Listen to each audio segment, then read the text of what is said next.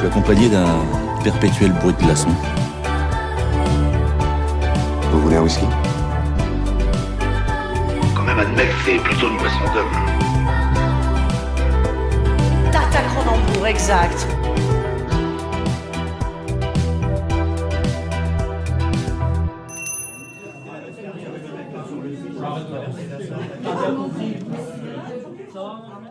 Salut Robin. Bonjour Logan.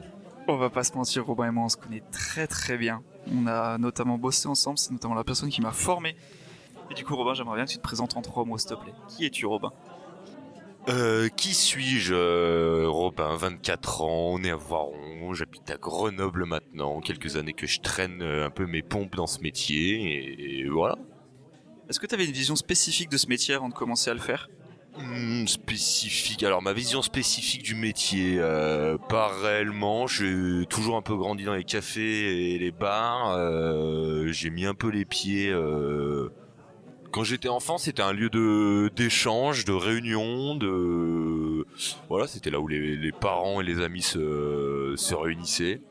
On passait énormément de temps.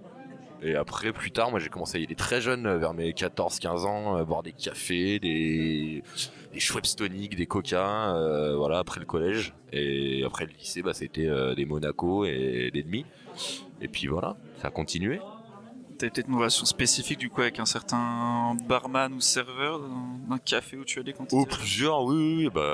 Petit, quand j'habitais à Saint-Jouan-en-Valdaine, il y avait Nicole Nicoton qui tenait le PMU du coin, chez qui j'ai passé beaucoup d'années, boire des limonades et des sirops. Et après, Christophe du Parisien à Voiron, qui a tenu ça pendant une dizaine d'années, et qui, c'est lui qui m'a fait première fois passer derrière le bar pour servir des cafés et tout ça. Qui m'a donné un peu ce goût du métier, parce que lui avait fait plein de choses. Donc voilà. Qu'est-ce qui t'a fait choisir ce métier? Qu'est-ce qui t'a donné envie de partir là-dedans? Pourquoi spécifiquement cet endroit? Alors qu'est-ce qui m'a donné envie d'aller là-bas? C'était pas loin de chez moi. Voilà, c'était Charavine, je connaissais. Et puis j'ai déposé plusieurs CV. Je suis allé là-bas, et puis de ce côté... je vais me donner pendant 2 mois, je vais faire des heures, je le sais, voilà. J'avais même pas mon bac en poche, j'étais en train de le passer, et du coup je suis allé avec plein d'entrain dans ce truc-là, de me dire je suis au bord d'un lac, je vais aller servir des gens, et ça va être très bien. Est-ce que tu peux nous parler plus spécifiquement de ce premier endroit où tu as travaillé? Quel est cet établissement, pardon?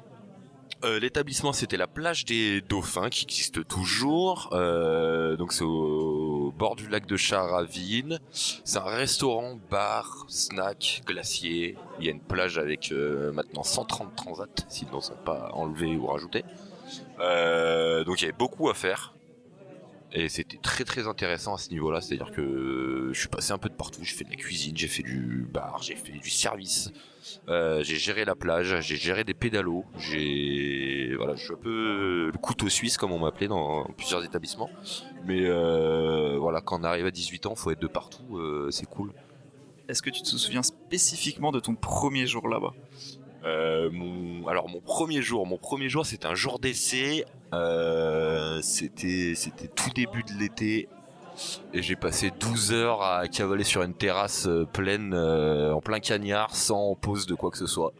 J'ai pas pu fumer une clope, j'ai pas pu manger un bout, par l'eau qui nous était donnée. Et c'est là où je me suis un peu démarqué. J'étais avec l'un de mes meilleurs potes à ce moment-là, qui cavalait à côté de moi sur la terrasse, mais c'est un peu moi qui me suis démarqué par rapport à ça, et voilà, j'avais déjà un peu ce bagou là de parler aux gens et d'être cool, et du coup ça a marché. Voilà. Mais t'arrives à tirer un bilan de ça ou pas? Ça a été 2 mois, 2 mois et demi où c'était compliqué, mais d'arriver avec des gens qui sont soit déjà formés, ou c'était déjà leur métier réellement, d'être aussi avec des gens où moi j'étais un peu le plus jeune à cette époque-là, mais des gens des gens qui sont juste là pour s'amuser en tant que saisonniers, c'est-à-dire qui sortent du lycée ou voilà, juste pour prendre leur thune. Mais non, moi j'ai toujours envie de bien faire mon travail. Je pense que c'est la moindre des choses. Et non, ça a été une super expérience, parce qu'après je suis parti, je me suis jamais arrêté de bosser réellement, et voilà. Donc ça m'a mis beaucoup de pieds aux fesses, pardon. Comment elle s'est passée ta formation ton apprentissage globalement.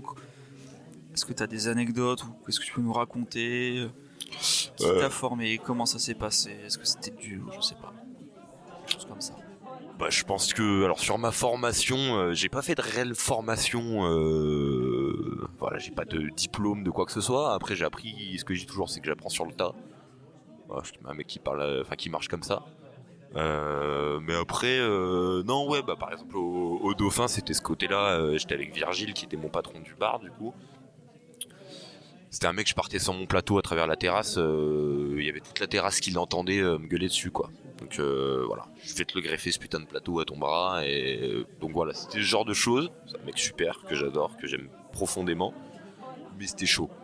C'est-à-dire qu'il y a des moments où tu te retrouves, c'est un peu la latch devant 150 personnes sur ta terrasse de se prendre des trucs comme ça. Il y avait un peu un côté un peu dur du coup, non? Ouais, mais il y a toujours un côté. Ça a l'air très très strict vu comment tu racontes ça. Ouais, mais c'était aussi, c'était pour m'apprendre. Je le comprends ce côté-là aussi.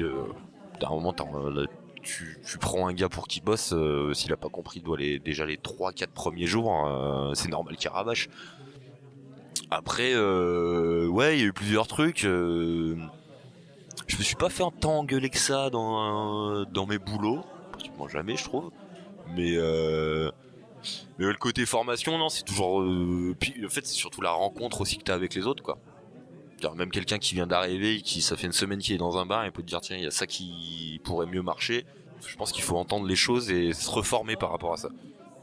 Comment on apprend le métier? Il faut y aller. Je pense qu'une bière, avec les gens que j'ai formés, ce qui a toujours peur, c'est de tirer le levier à fond. C'est toujours ce truc-là, quand on forme quelqu'un, voilà, des petits jeunes ou qui sont jamais passés derrière un comptoir, qui n'ont jamais utilisé de tireuse, voilà, ce truc-là de la poignée, de pas le mettre pas l'incliner à fond, à 90 degrés, du coup ça sort que de la mousse, ça tout le monde l'a fait, tout le monde le fera, c'est normal, il y a un côté un peu de peur et pas savoir comment on marche, mais après faut essayer les choses et pas se laisser bouffer aussi par les peurs. Après il y a un côté faut demander, voilà, celui qui pose pas la question, bah il posera jamais ses questions, il restera con, quoi. Faut pas hésiter à demander, à poser même à rabâcher les choses 10 millions de fois, voilà. Mais non, faut le faire. Et la peur du premier client, enfin, ou des clients en général, ça reste un humain. Il y a des mecs qui ont de la carrure, il y a des gens qui font peur, machin, faut y aller, on fait notre métier.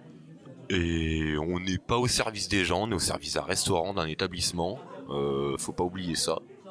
Mais faut y aller, ouais. C'est pas grave, les gens ils vont pas nous manger, on peut se faire engueuler, mais c'est pas bien grave si on fait des erreurs.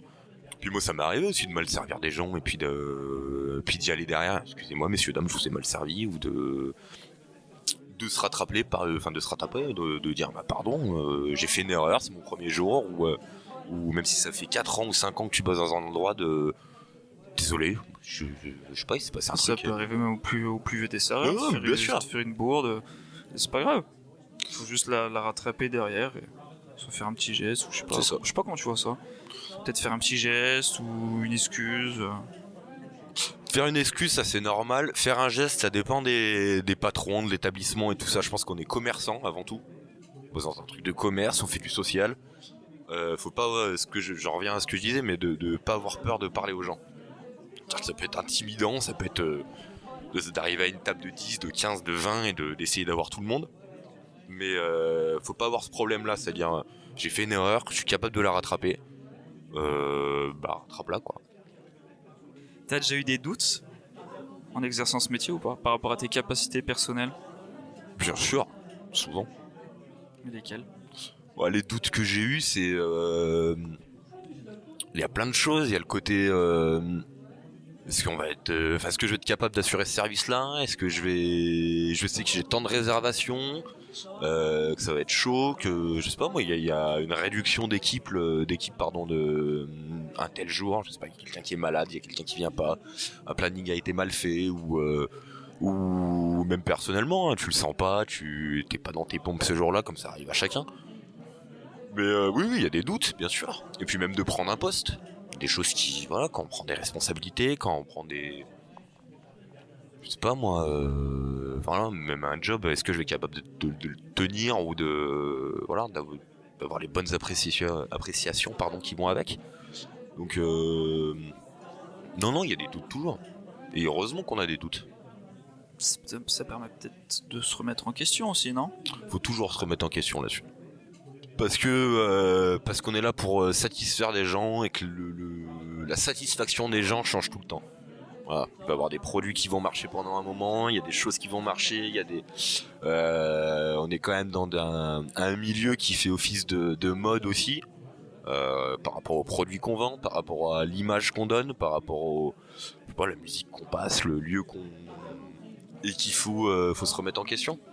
Voilà, d'aller dans d'autres bars aussi, de voir comment ça marche, et se dire tiens, lui il bosse bien mieux que moi, ou lui il fait ça bien mieux que moi, j'aurais pas pensé à le faire comme ça, il accueille peut-être les clients mieux que moi.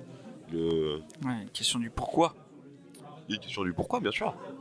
Mais je pense voilà, c'est une constante évolution qu'on a sur nous-mêmes et qu'il faut pas oublier.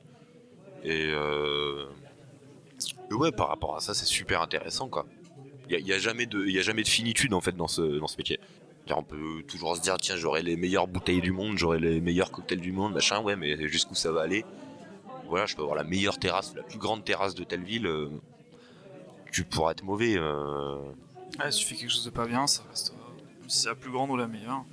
Si tu fais une faute, quelque chose de mauvais, ça marchera. Ouais, bien sûr.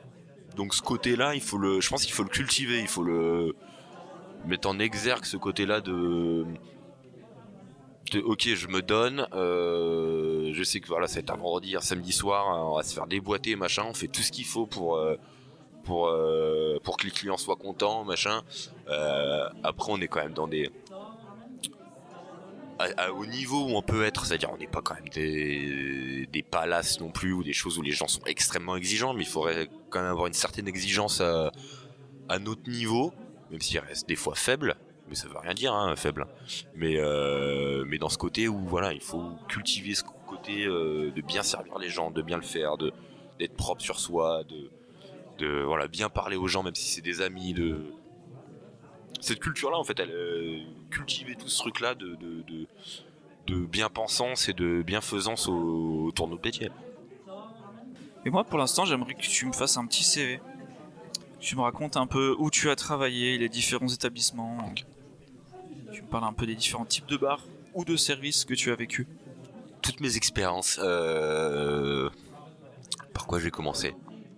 J'ai fait McDo un mois, c'était une horreur totale. N'allez jamais à McDo, travailler.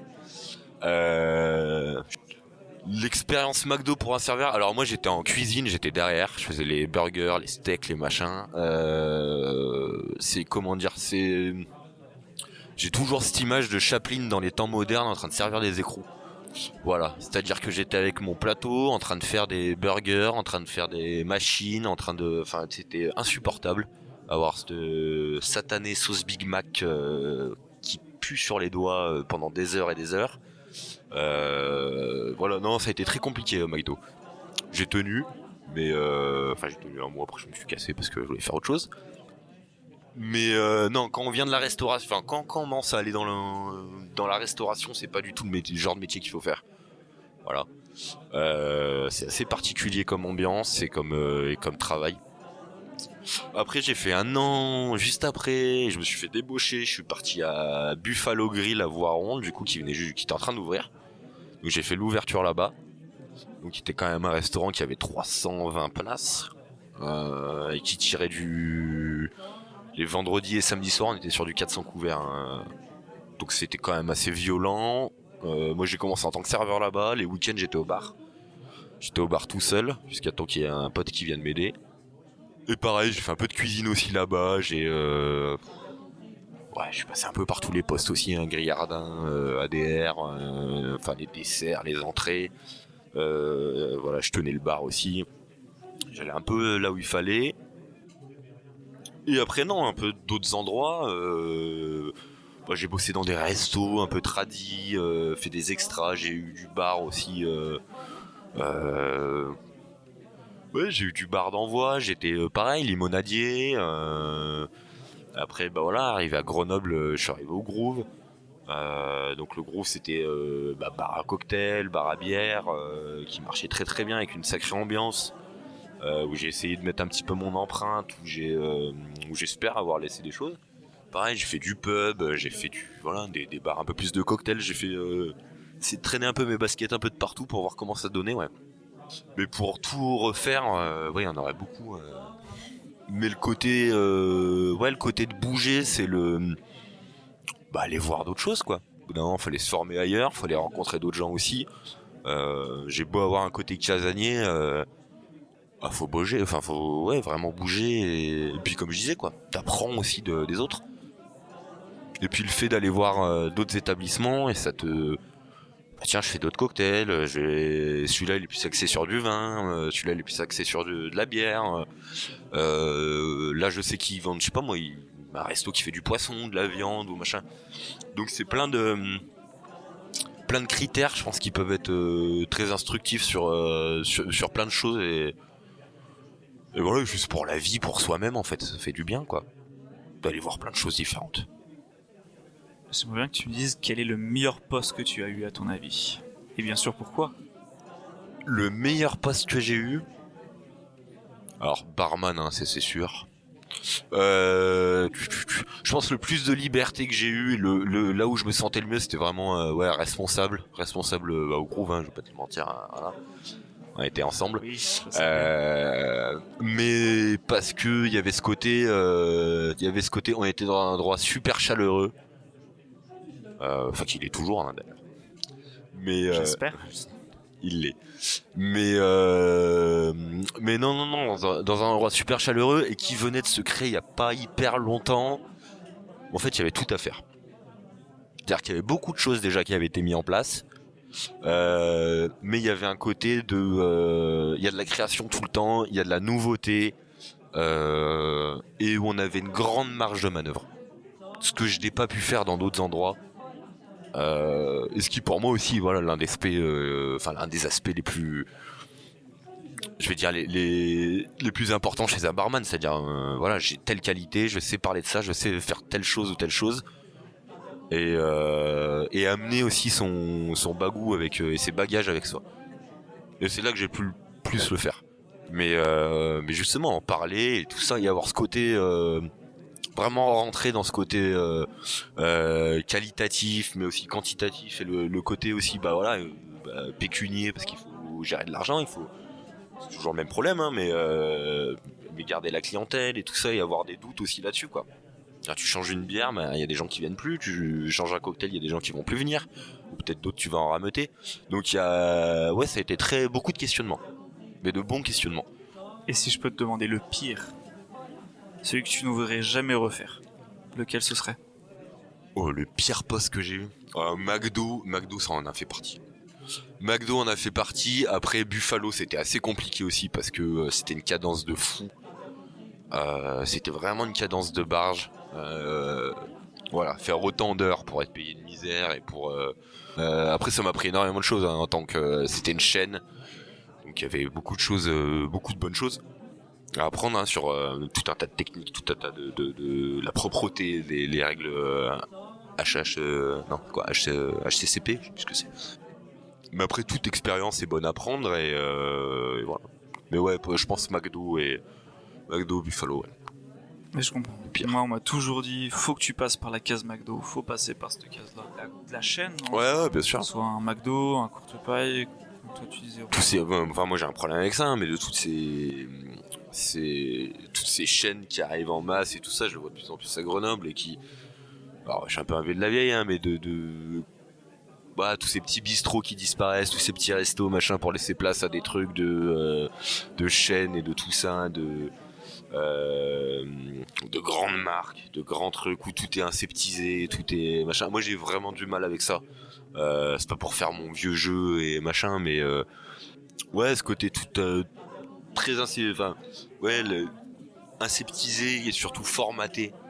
Tout est carré, tout est machin. C'est McDo, c'est trucs, c'est Buffalo, c'est Burger King, c'est toutes ces marques là, tous ces trucs là, c'est des processus, c'est des trucs où moi ça me va pas. C'est-à-dire, du moment où tu me mets un uniforme, tu me mets un polo, tu me mets faut s'habiller comme ci, comme ça, non, laisse-moi tranquille en fait. Justement en fait, moi je préfère ce côté là où un barman, un serveur, n'importe qui, même dans n'importe quelle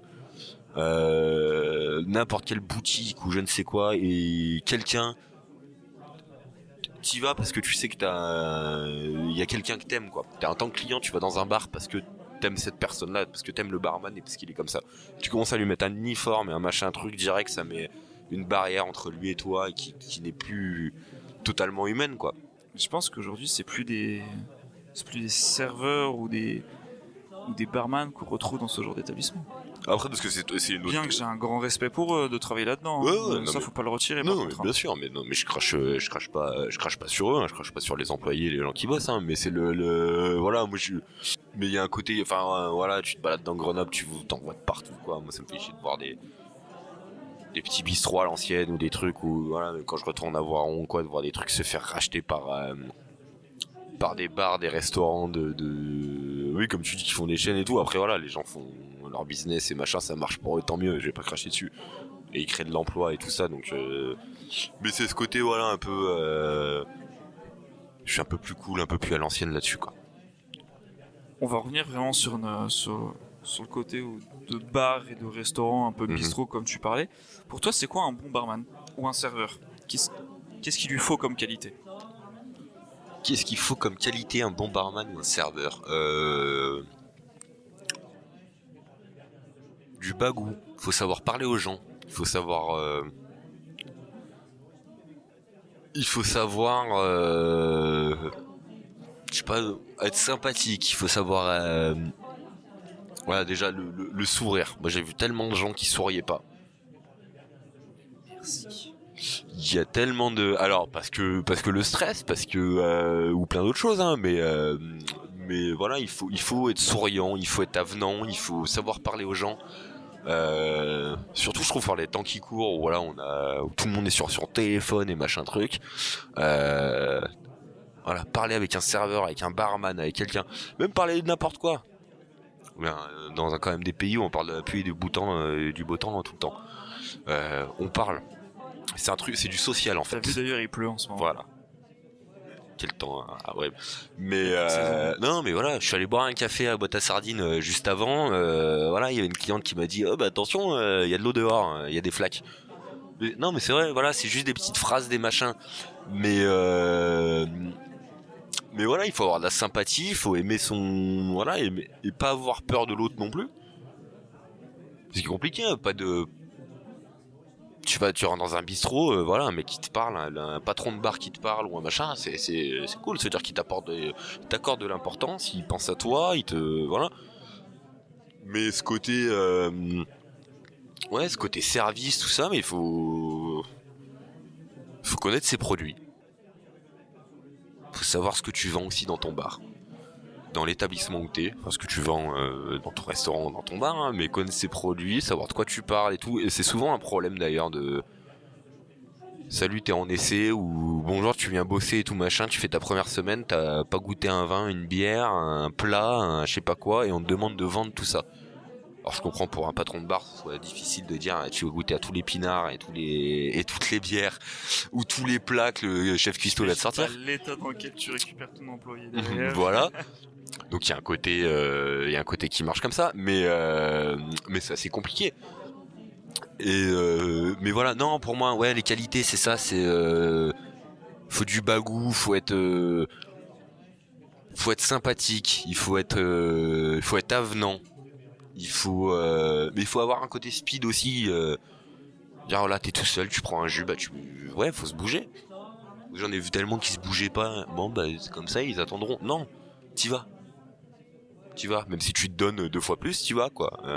Alors ça arrive d'être dans le jeu, mais voilà. Mais les qualités, il faut surtout pas être renier les clients et se dire aujourd'hui, même si t'as pas envie, faut y aller, faut se donner, et voilà, et donner aussi envie aux gens. Faut donner de l'envie aux gens. Vraiment sa petite boîte à outils de bienveillance et de bonne humeur et de discussion en fait. Ouais, mais t'en as tellement, tu sais, qui ont des phrases, des phrases d'accroche, Alors quand t'es habitué dans un bar, au bout d'un moment ça te fait chier d'entendre le même serveur dire les 150 000 trucs la même fois. Mais si t'es habitué, il te connaît lui aussi. Oui, bien sûr. Mais quand t'es à côté en terrasse, il l'a fait à tout le monde et tout machin. Mais bien sûr qu'il y a des vannes qui marchent, bien sûr qu'il y a des phrases d'accroche qui marchent et tout ça. Faut les avoir. Mais faut être aussi à l'écoute, je pense. Faut être à l'écoute et qu'il y ait des gens qui ont pas envie de parler. Tu peux avoir des habitués. Moi, j'ai eu des gens, tu leur sers leur café, ils ont pas envie de parler, tu leur parles pas. Justement, en fait, il faut savoir s'adapter à la clientèle. Parce que justement, il y a un peu ce côté où, comme tu viens de dire, faut s'adapter, faut discuter. Il y a peut-être souvent un côté un peu acteur. Tu vois pas toi ça comme un côté... Il y a un peu de l'acting quand on est derrière le bar. On est totalement des acteurs. On fait un spectacle. Tu sors avec un plateau sur une terrasse, ta terrasse c'est ta scène et tu fais un spectacle. C'est ça, t'as un public devant toi, t'as un public qui veut un café, qui veut machin, tu t'en fous, voilà, faut se voir comme un comédien, il faut se voir comme quelqu'un qui va boire tes paroles. Il faut oser en fait il faut oser s'approprier ta terrasse, ton comptoir, ta salle comme étant ta scène ou comme étant ton ton set de tournage ou je ne sais quoi. Mais il faut se l'approprier et dire maintenant c'est mon moment, c'est mon truc pendant les 6 heures, 7 heures, 8 heures d'affilée, les 12 heures que je vais faire ici.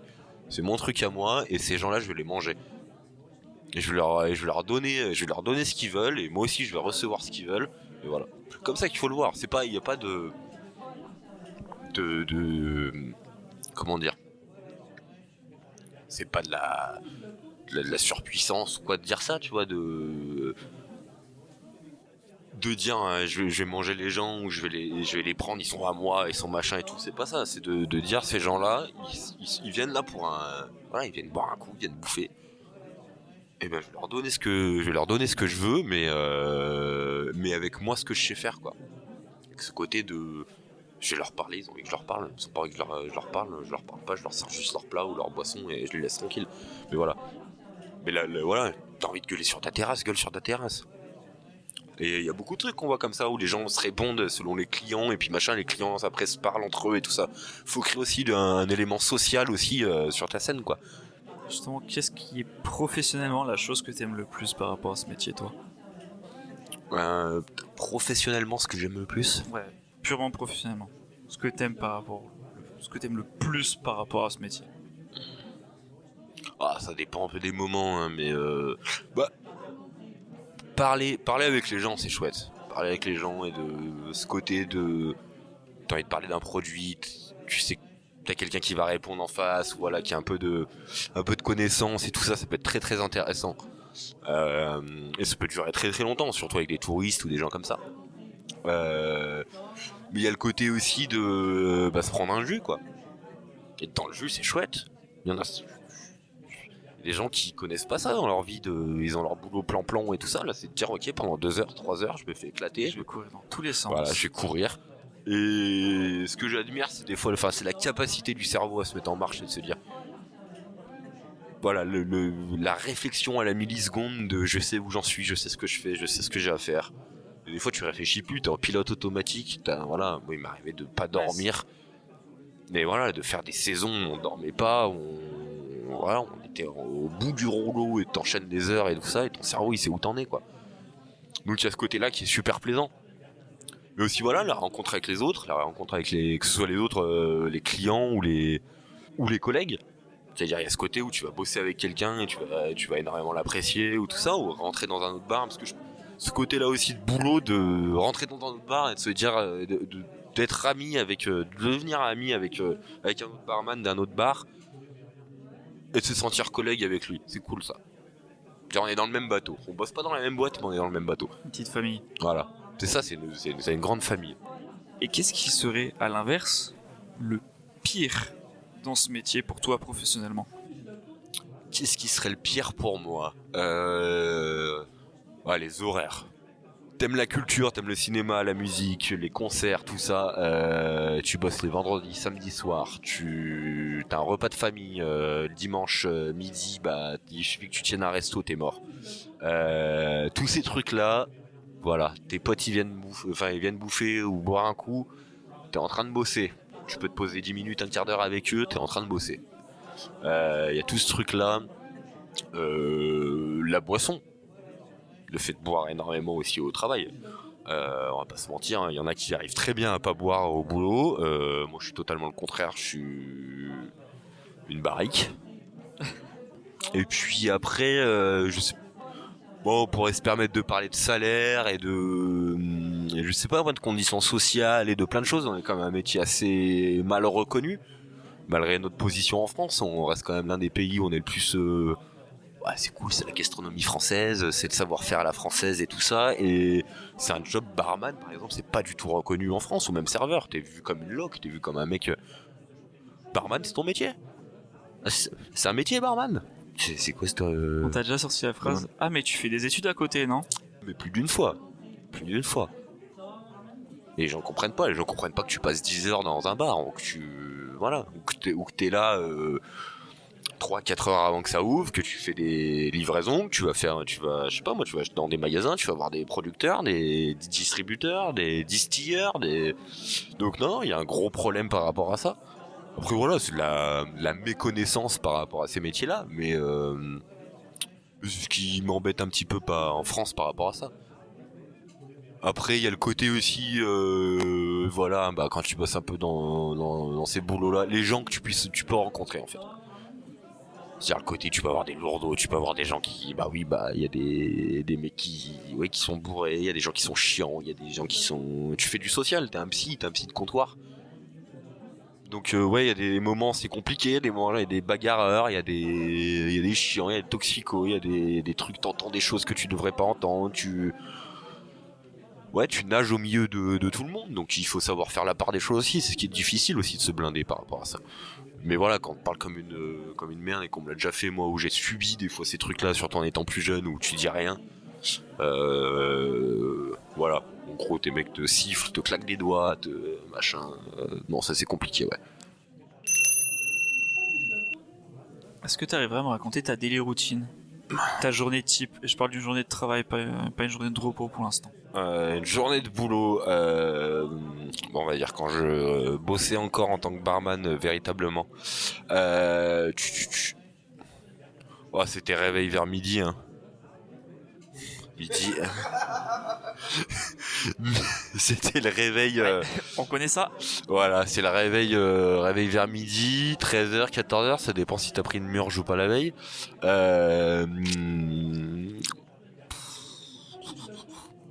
Daily routine, je sais pas, non, mais t'essayes de faire un peu ce que t'as à faire avant d'aller bosser, quoi. Enfin, si t'as 2-3 courses à faire, 2-3 trucs, des papiers, des machins, ou alors rester cool chez toi, hein, parce que tout simplement. Voilà, je sais pas, de regarder la télé, jouer à la play, de lire un bouquin, de faire plein de choses différentes, mais non, et après d'aller au boulot, quoi. D'aller au boulot et puis tu bosses toute la journée, et puis ce côté de finir à c'est ça, tu finis à 1h, 2h, 3h du mat, t'es pas du tout sur les mêmes horaires que les gens, donc c'est très compliqué. Tu fais partie de l'équipe qui arrive à faire beaucoup de choses avant d'aller au travail? Franchement, comme tu as dit, lire un livre, tout ça, t'arrives vraiment à le faire tous les jours? Maintenant, ouais. Vraiment, tu stagnes. Non, ça fait quelques temps que je le fais. J'ai des périodes, mais ça dépend des endroits où je travaille, ça dépend de plein de choses, mais j'essaye un maximum. Et après le travail? J'ai rentrer maison dodo ou... Non, c'est pas possible. Il se passe quelque chose. Pourquoi c'est pas possible de rentrer, d'aller se coucher directement après un service? Parce que t'es encore en plein speed de ton service, t'es encore machin. Il y a des gens que tu connais qui rentrent à 19h, 19h30 de leur boulot et qui vont se coucher direct.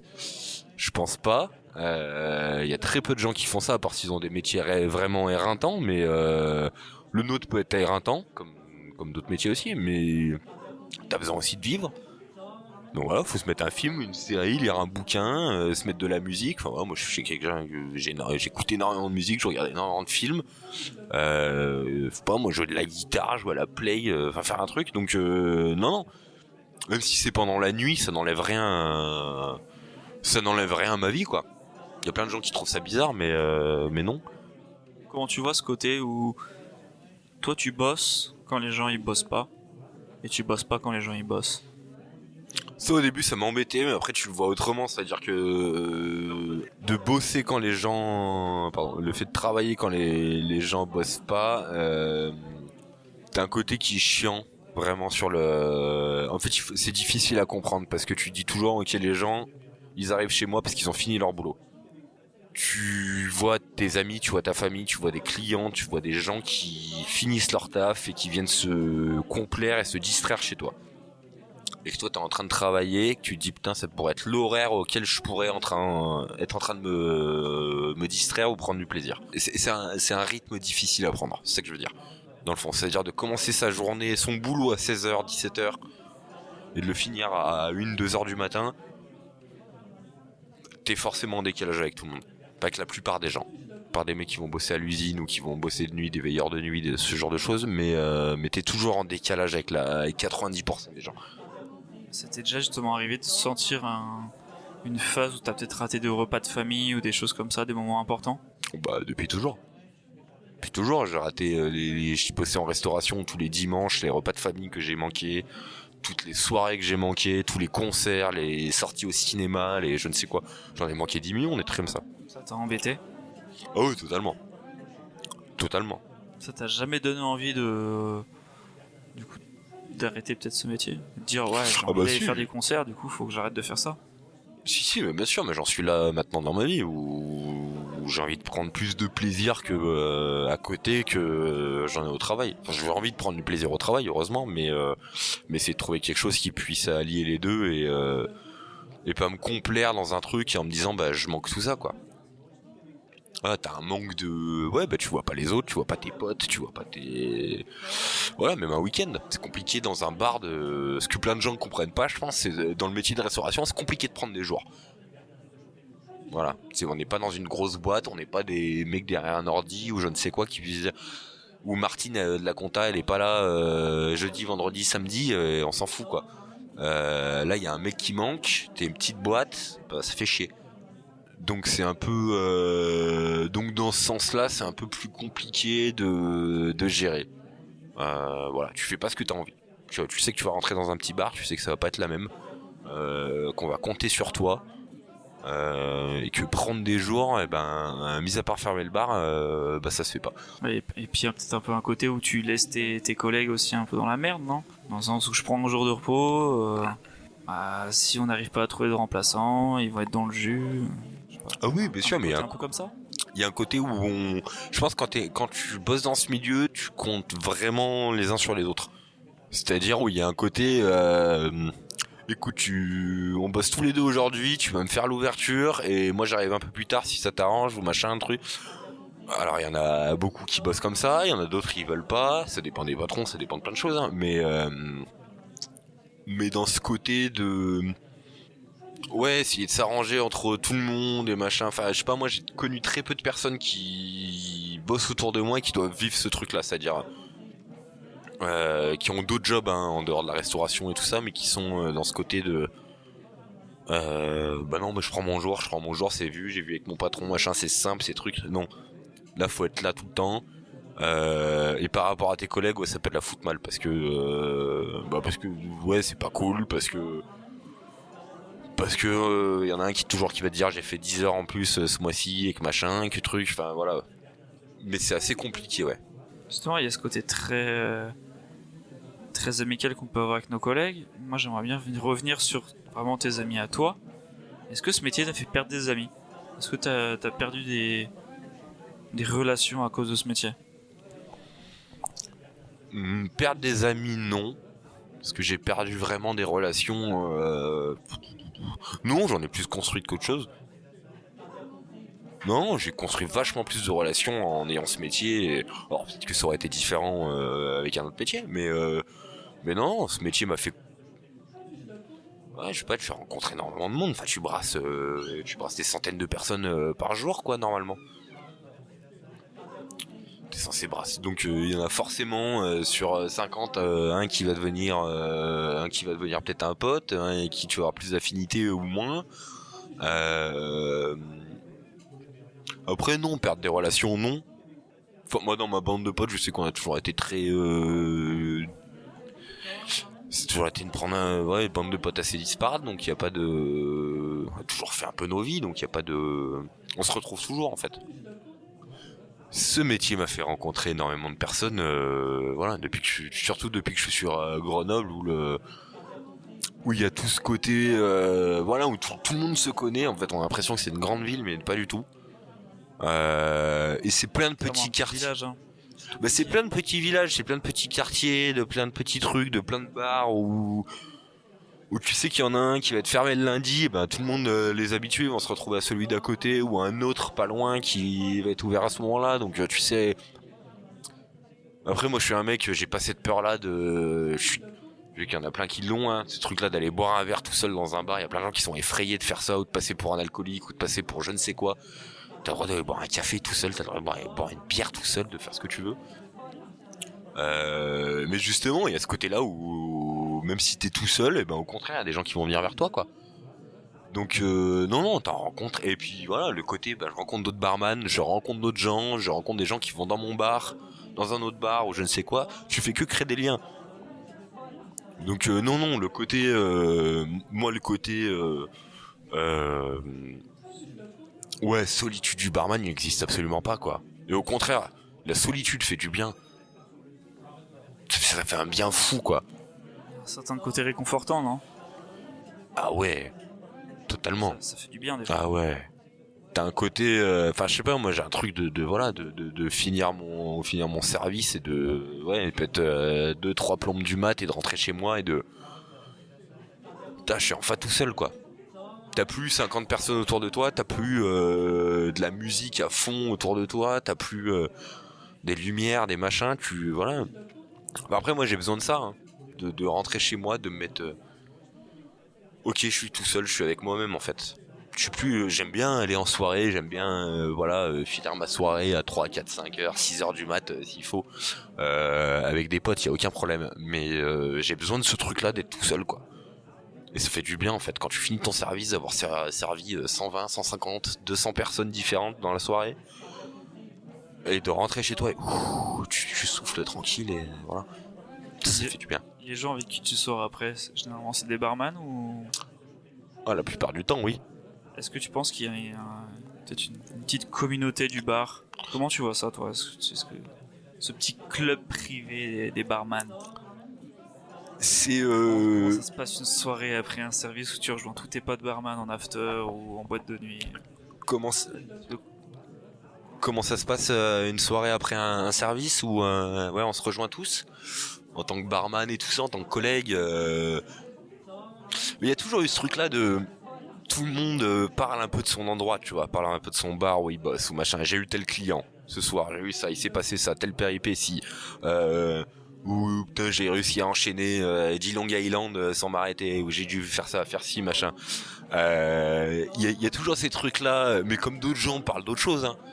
Mais vu qu'on sait de quoi on parle, c'est-à-dire tu peux être 10 barman dans une salle, dans un salon, chez un pote, chez n'importe qui, et parler de la même chose, tout le monde va à peu près se comprendre et comprendre ce que t'as vécu. Je pense qu'il y a une espèce de catharsis qui est fait tous les soirs par rapport à ça en buvant un peu des canons, c'est-à-dire de ok, on lâche tout, on se laisse aller, et ouais, il y a ça qui me fait chier, ouais, il y a ça qui était trop bien, ouais, mais vous bossez comme ça, vous bossez comme ci, truc. Donc il y a un peu tout le monde qui se lâche. Il y a un côté qui est assez cool. Après le côté je trouve d'alimenter ce truc-là au bout d'un moment est lourd. C'est-à-dire tout le temps avec les mêmes personnes, avec les mêmes, même si ça change un peu, hein, mais un petit côté fatigant peut-être. Ouais, en fait, de ruminer en permanence ce truc-là. Moi, surtout en saison, tu le vis énormément en saison, c'est-à-dire t'es avec des gens avec qui tu vis et tu travailles pendant des mois, où tu te lâches pas ou très peu. Et ce truc-là ok, on a fini le service, tu vas boire un canon et déjà c'est tout à l'heure ça m'a fait chier ce truc-là qu'ils ont dit, machin. Donc tu reviens tout le temps là-dessus. Donc c'est un côté très négatif en fait. Bah quand tu dis ça, j'ai l'impression que vous parlez surtout des côtés négatifs plus que positifs de la soirée. Ouais, parce que t'as besoin de lâcher aussi. T'as ce côté, faut que je lâche ma semaine, mon mois qui a été merdique, ou alors au cas où, ou même très bien. Écoute, j'ai explosé les scores et tout, on a fait ci, on a fait ça. Tu peux être que le plus fier de toi. Y a aucun problème. Mais la plupart du temps, moi, ce que j'ai entendu depuis des années, ouais, c'est ça. T'as besoin de lâcher, t'as besoin de dire ce qui va pas et machin, et de parler aussi avec les autres. C'est-à-dire que t'es plus dans le cercle, t'es encore dans un cercle de collègues, mais t'es plus sous l'égide d'un établissement. Alors voilà, moi les trucs que j'ai vécu en saison au Dauphin ou même ailleurs, hein, mais au Buffalo, je sais pas quoi, on se rejoignait tous les soirs. Ah, tu bois des canons, tu lâches. Ouais, y a plus de patron, t'as plus ton responsable qui est là, t'as plus personne. Voilà, t'as envie de dire, toi va te faire voir, tu le dis quoi. Donc je pense que les deux sont cool quoi. Mais c'est bien aussi d'inviter d'autres gens. Faut toujours voir aussi d'autres personnes à ce niveau-là, et essayer de se lâcher, essayer de se concentrer aussi sur autre chose. Car de lâcher son service et de se dire je vais aller voir autre chose et entendre quelqu'un qui a autre chose à me dire que de parler du bar quoi. T'arrives toi à gérer ta vie de famille et... Enfin, aujourd'hui tu ne travailles plus en bar, mais quand tu travaillais en bar, ouais. T'arrivais à gérer ta famille, enfin ton vie de couple ou avec tes parents, t'arrivais à les voir, réussir quand même à faire des choses? C'est compliqué. C'est compliqué de mener une vie de famille, moi. Comme je dis, hein, si tu te réveilles à 10, 11, voire midi ou 13h, ouais, c'est compliqué de voir tes parents si t'habites encore chez eux. Si, je sais pas, moi, t'as quelqu'un dans ta vie qui se lève plus tôt ou qui machin, non, t'as un décalage tout constant. Et puis ce côté aussi qui peut amener, je sais pas, t'es en couple, ça peut amener de la jalousie, ça peut amener des questionnements, il y a plein de choses. Donc non, tu brasses pas mal de choses, hein, émotionnellement c'est compliqué. Est-ce que le barman c'est vraiment un dragueur, ou est-ce que c'est juste une sorte d'acting? Est-ce que vraiment le barman veut foncièrement essayer de draguer, choper à tout prix, choper, non, il y a une sorte d'acting aussi, un truc de... Est-ce que oui, ça fait partie du métier, ça c'est sûr. Moi ça me fait toujours penser un peu, tu sais, l'image qu'on a des hôpitaux un peu dans les séries, ce genre là, tu sais, où ils couchent tous ensemble et où voilà, tu sais, les médecins les infirmiers sur Grey's Anatomy. Ouais, voilà, Grey's Anatomy, ce genre de trucs, urgence, machin, ils couchent tous ensemble, machin. Dans le bar, il y a un côté un peu ce truc-là, ouais, je suis d'accord. De séduction entre chacun, de jouer, mais je sais pas d'où ça vient. Est-ce que c'est une aisance par rapport à quelque chose? Est-ce que c'est le bar est un lieu de séduction, c'est l'un des plus grands lieux de séduction, enfin depuis tout le temps. C'est-à-dire que c'est un truc de tout temps, t'as toujours entendu, mes parents ils se sont rencontrés dans un resto, ils sont rencontrés dans un bar, ils ont bu un coup, quelque chose. Enfin, après c'est le bar aussi l'apanage d'un côté ultra social par rapport à ça. Je veux dire, tu vas rencontrer quelqu'un, tu dis on se donne rendez-vous, tu lui donnes dans un café, tu lui donnes dans un machin. Tu vas pas lui donner rendez-vous, au cinéma ou je ne sais quoi, tu peux, mais il y a toujours un côté un peu social et machin, tu vas boire un verre, tu vas voir comment ça se passe, il y a ce côté-là. Mais du coup, oui, bien sûr que le tenancier ou la tenancière ou le barman ou la barmaid joue ce côté-là. Il y a un côté peut-être social et je sais pas, côté d'accrocher les gens en fait, c'est plus ça. T'accroches et tu sais que il y a un côté tu peux les ramener, tu sais que ça va te faire peut-être de la clientèle qui va revenir, que voilà. Je pense que c'est plus ce côté-là. C'est très commercial en soi. Mais c'est certainement un côté commercial. La clientèle et de la faire revenir, c'est vraiment un côté très... Mais tu peux avoir un côté vendeur. Ouais, oui, t'as un côté vendeur, bien sûr. Mais t'as un côté aussi, je sais pas, moi je sais que j'aime bien quand j'ai des gens d'une quarantaine, cinquantaine d'années qui viennent me voir et qui sont cool et qui sont... Parce que tu sais que c'est des gens qui vont pas forcément mettre le bazar, qui vont rester cool dans leur coin, qui vont ramener leurs amis. Et du coup, ce côté-là de dire, vous êtes sentis bien chez nous et puis on va venez, que ça devienne votre bar en fait. Mais c'est pas vraiment de la drague. Enfin, si t'appelles ça, je sais pas, de la drague commerciale, mais ça passerait par autre chose, mais... Alors que oui, peut-être, il y a peut-être un côté un peu, sournois de commercial, de vente, de je ne sais quoi. De toute façon, le barman, il est là pour... je sais pas si t'es d'accord avec moi, mais... On est là pour ramener de l'argent à notre patron. Bien sûr, mais t'es là aussi pour prendre du... L'acting qu'on est en train de faire en plein service, c'est pour ramener de l'argent.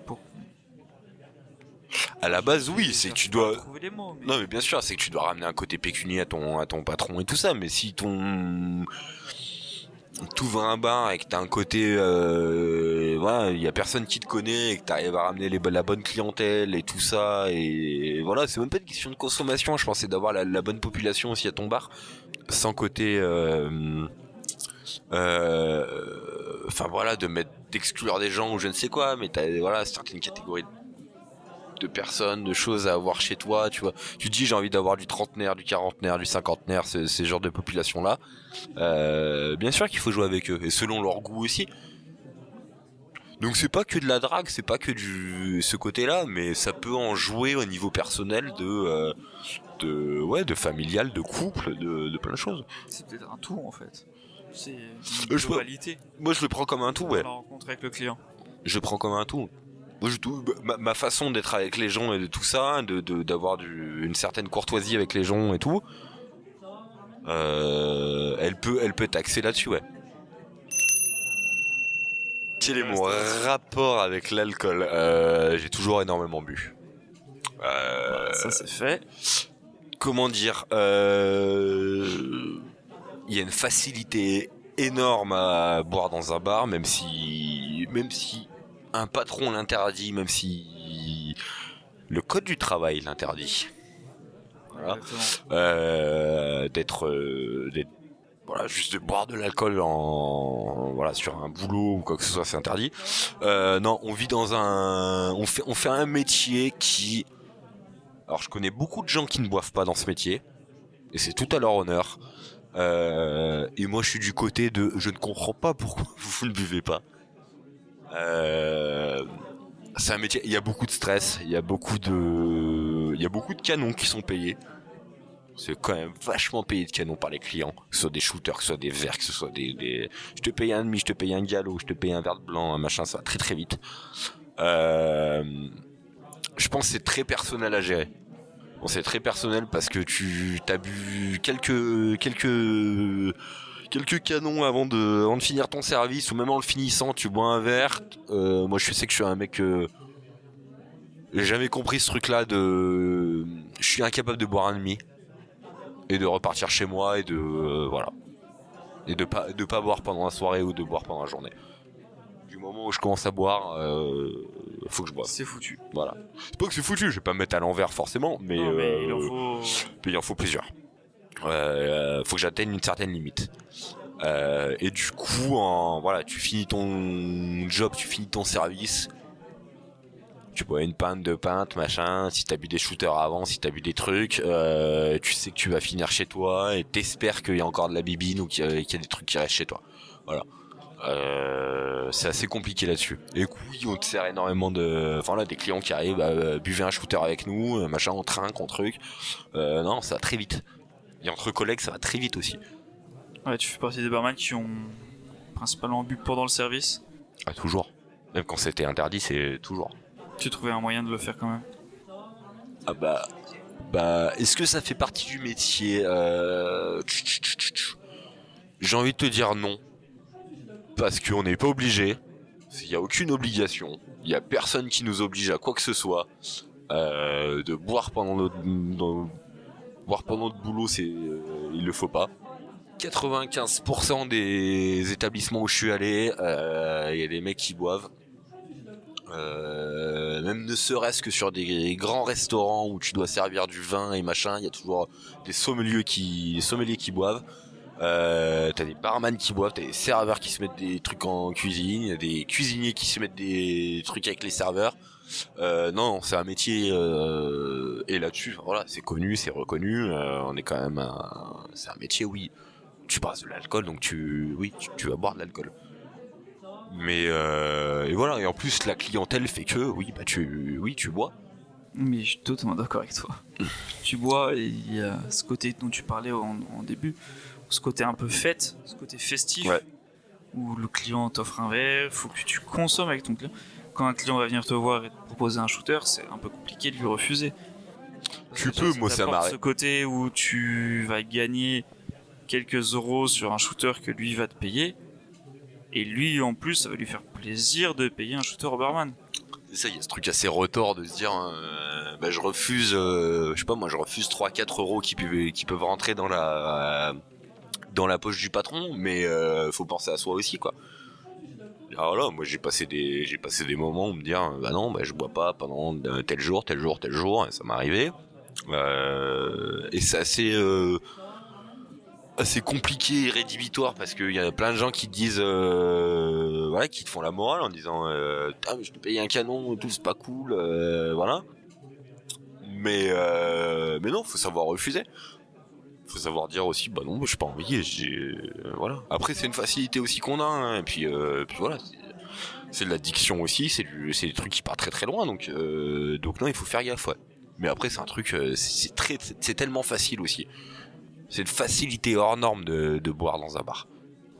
Est-ce qu'il y a vraiment ce côté où une fois que tu travailles en bar, fatalement, étant face à de l'alcool, tu vas avoir envie de boire? Bah c'est facile, tu payes pas déjà. Ou alors voilà, moi les rares endroits que j'ai fait où quand j'étais en saison par exemple, chaque verre qu'on prenait c'était fallait mettre une barre, voilà, tu prenais un Jack Daniels c'était une barre, tu prenais un demi c'était une barre. Voilà, tu notais tout ce que t'avais, tu te retrouvais avec 4, 500, 600 balles de notes à la fin du mois, ouais, ça pique un peu.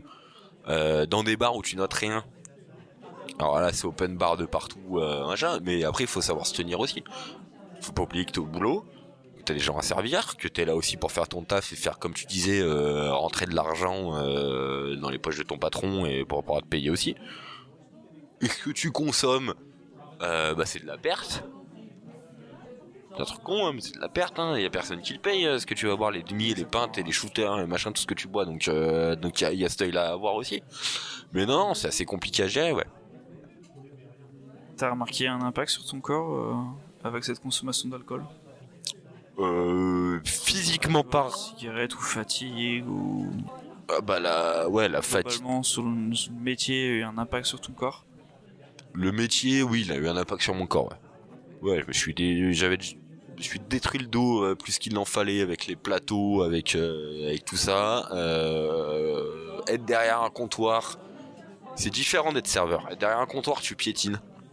Tu fais que piétiner, tu fais que des petits pas.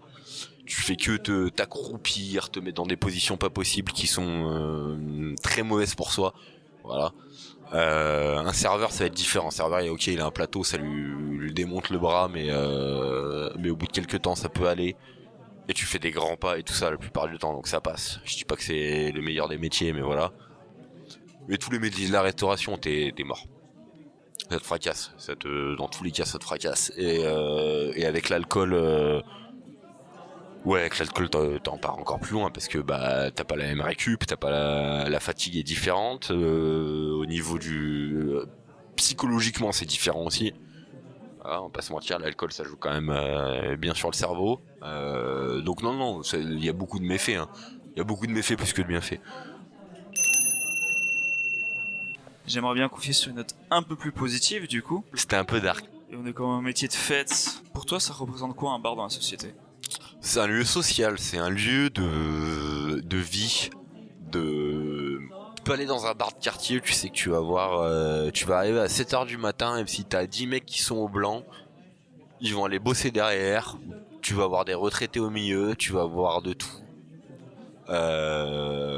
Après, je pense qu'en France, et un peu dans les pays latins, c'est un peu différent. C'est-à-dire qu'on a quand même ce côté-là de bar, c'est une réunion. C'est une réunion de gens, c'est de la rencontre de personnes, et puis de l'échange par rapport à tout. C'est-à-dire quand on parle de discussion de comptoir, quand on parle de psychologie de comptoir, quand on parle de... Voilà, il y a quand même des mots qui sont sortis de ça. C'est-à-dire tu peux avoir un mec qui pèse, je sais pas, moi, qui fait 40 000 balles par mois et qui a telle société, et t'as un petit mec qui bosse à côté, qui est ouvrier, ils peuvent parler ces gens-là. T'as un lieu où ils peuvent parler. Ils ont pas besoin d'un bureau, ils ont pas besoin de prendre de rendez-vous ou quoi, ils peuvent se rencontrer au coin d'une rue, prendre un café. T'as un côté de bienfaisance ou même de malfaisance des fois, mais une brasserie d'une gare, tu vas voir des gens qui vont prendre leur train, tu vas voir des gens de tout horizon différent, socialement confondus, d'étrangers, de je ne sais quoi, qui vont se parler, qui vont se rencontrer, qui vont se croiser du regard, qui vont machin. Et non, je pense que c'est quelque chose d'extrêmement important. Au-delà de... Parce qu'on parle de bar, on parle d'alcool et de tout ça, mais juste un lieu de brasserie, de café, de bouffe, sans aller dans ce côté de soulerie et tout ça, mais et de festivité. Mais c'est des lieux qui sont extrêmement importants. Et de culture aussi. C'est-à-dire, j'allais boire un café tout à l'heure, on parlait de la Première Guerre mondiale, on parlait de plein de choses, on est venu à parler on m'a fait une vanne sur moi sur un film, on m'a fait une vanne sur une série, donc c'est du culture, enfin c'est de la culture, c'est du partage, c'est énormément de choses, et quand on arrive à parler de produits à des gens qui, je sais pas, s'intéressent à la bière, au vin, à l'alcool en particulier, bah tu peux... Voilà, plein de gens peuvent se confondre dans tout ça, quoi. Voilà. Et moi, je suis rentré dans les bars à 15 ans où je parlais avec des mecs de 60 et il n'y avait aucune once moi je suis un tel et moi je suis un tel. Non, on est juste deux mecs posés à un comptoir et on discute, quoi. Donc non, je pense que ça remet un peu les pendules à l'heure des fois. Et on a besoin de ça. Et ça manque. C'est-à-dire que... Moi, ce côté-là où j'ai vraiment grandi, où j'étais un petit gamin qui sortait de l'école primaire, où j'allais boire des diabolos et où il y avait des anciens qui buvaient des pastis, des blancs, des machins, et qui me mettaient à côté d'eux, qui m'asseyaient sur le comptoir. Voilà, on a 60 berges de différence. On s'en fout. Il y a un vieux papy paysan qui m'assoit sur un comptoir et qui discute avec moi alors que j'ai 6 ans, quoi. Il te raconte la vie, quoi. Ouais, mais qui te raconte la vie. C'était pareil quand j'avais 16 ans et je parlais avec des mecs qui en avaient 40, 50, 60 et voilà. Mais c'est ça, en fait. C'est un lieu de culture où tu peux pousser la porte d'un bar et te dire, tiens, sur qui je vais tomber et avec qui je vais discuter aujourd'hui et qu'est-ce qu'il va m'apprendre. C'est surtout ça, je pense, l'intelligence d'un truc. Voilà. C'est au-delà de la festivité, au-delà de tout ça, c'est savoir avec qui je vais passer mes moments et comment je vais les passer et qu'est-ce que je vais apprendre aujourd'hui. Voilà.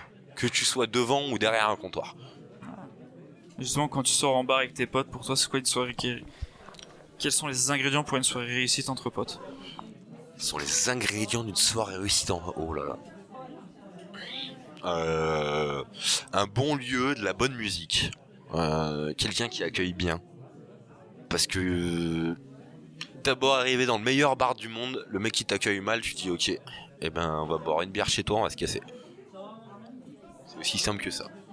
Tu peux rentrer dans le rad le plus pourri du monde, comme ça m'est arrivé. Je suis rentré chez je savais même pas que c'était des bars, des grands-mères, t'as l'impression que c'est leur salon, que ça a pas bougé depuis 60 ans, et tu rentres avec des gars, et la vieille dame qui a 80 ans, elle te sert de la bière en bouteille, avec de la limonade en bouteille consignée et machin, et tu te dis, on a passé la meilleure après-midi ou la meilleure soirée de notre vie, parce que cette dame, elle était là, elle nous a accueillis chez elle, et que c'est encore un bar qui devrait plus exister.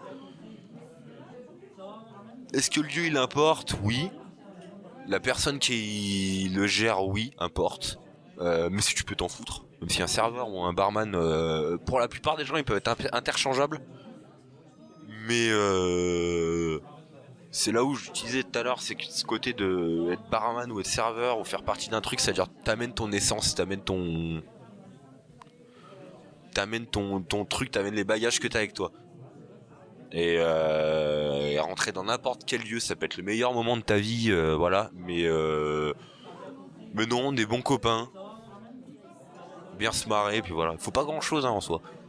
Ah, raconter des conneries. Tu peux avoir de la 33 Export à la pression, qui est la pire, le pire truc à boire. T'en fous, tu te marreras, quoi.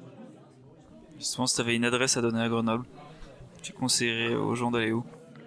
Oh, la boîte à sardines, le café du Nord. qui sont juste en face d'ailleurs. Pour d'excellents cocktails, il y a quoi? Il y a le Blind Pig, il y a le cocktail, il y en a plein. Non, en termes d'ambiance et voilà, parce que j'y ai pas contribué, mais parce que c'était déjà comme ça quand je suis arrivé, mais ouais, le Groove, j'ai énormément de cœur par rapport à l'endroit. Et la Belle Époque aussi. Mais faudrait que je sorte un bar qui sorte un peu de nulle part. Allez où tout va bien. Et puis voilà. Ah, j'en entends parler aussi, ouais. Voilà. Vous voulez écouter du Bob Marley toute la journée et avoir une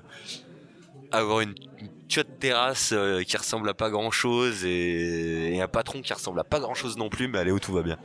Et c'est justement ce qu'on demande des fois aussi. C'est ce dont tu parlais avant, d'avoir ce côté très un peu bar de quartier, quoi. Ouais, mais tu vois, le 1900 aussi chez Fab, voilà. 1900, bien sûr. Allez au 1900. Non, mais faut aller dans les bistrots qui payent pas de mine. Faut arrêter d'aller dans les gros bars qui ont de la gueule. Aller dans les bistrots qui payent pas de mine. Allez voir ce que ça donne. La découverte passe par ça. Tu bois quoi, toi, généralement, quand tu vas au bar? Qu'est-ce que je bois quand je vais au bar? De la bière essentiellement. De la bière de base, de la blonde.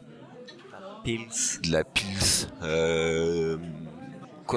Ça coûte pas cher, ça bourre pas la gueule. Pas beaucoup. Et puis que non, il y en a beaucoup qui existent et tout. Je suis pas grand fan des triples, des machins, trappeurs et tout. Je m'y connais pas mal, mais c'est pas mon truc. Après, dans les bars, les cocktails, un petit peu. Ça dépend. Sinon, du vin. Ou un Ricard, ou de la Suze. Ouais, de tout, quoi, en fait. Ah, pas de tout non plus, mais... Non, tu m'as sorti cocktail, bière, vin, Suze... Non, mais cocktail très peu, mais ça dépend quoi. Ça dépend où je vais, en fait. Un Perrier Café. C'est vrai que j'ai souvent pris un Perrier Café. Le matin. C'est bien le matin, un Perrier Café. Mais non, ça dépend des heures de la journée, puis ça dépend de mon état aussi, et de... Voilà. Ça dépend de ce que j'ai envie de faire, voilà. Une bonne bière. Ça dépend peut-être un peu du mood aussi dans lequel tu es. Ça dépend totalement du mood. Ça dépend de, voilà, un dimanche soir pluvieux au whisky tourbé, ça c'est cool. C'est le côté un peu Tom Waits, c'est le côté Tom Waits du truc, tu vois, de se retrouver dans un vieux café. Tu vois, il pleut, tu pensais de nana et t'as envie de boire ton vieux whisky tourbé. En écoutant du blues. En écoutant du vieux blues, voilà. Robin, j'aimerais bien que tu me dises pourquoi tu as dit oui à ce podcast. Qu'est-ce qui t'a donné envie de venir parler avec nous? Le fait tout simplement d'exprimer notre profession. C'est beau.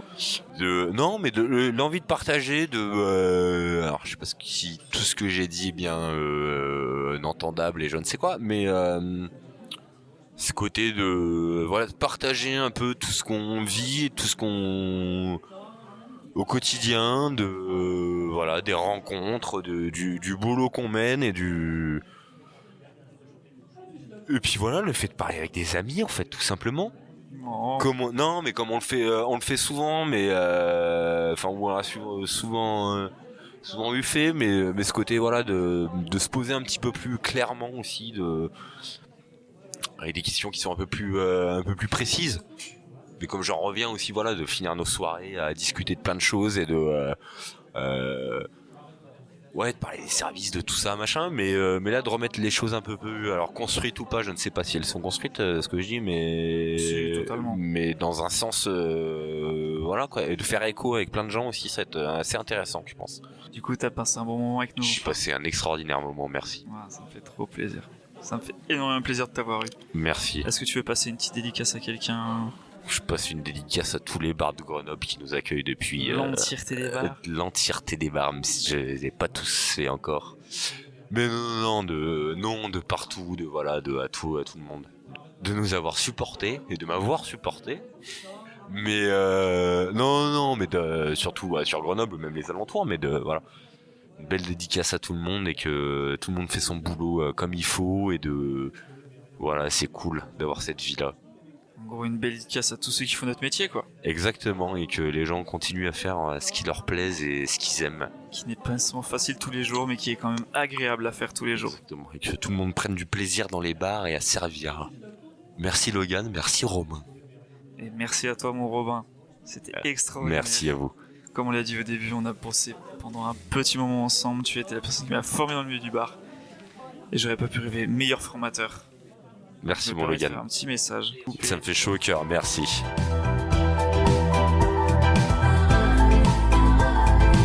Je suis accompagné d'un perpétuel bruit de glaçons. Vous voulez un whisky? Quand même admettre que c'est plutôt une boisson d'homme. Tarte à Cronenbourg, exact.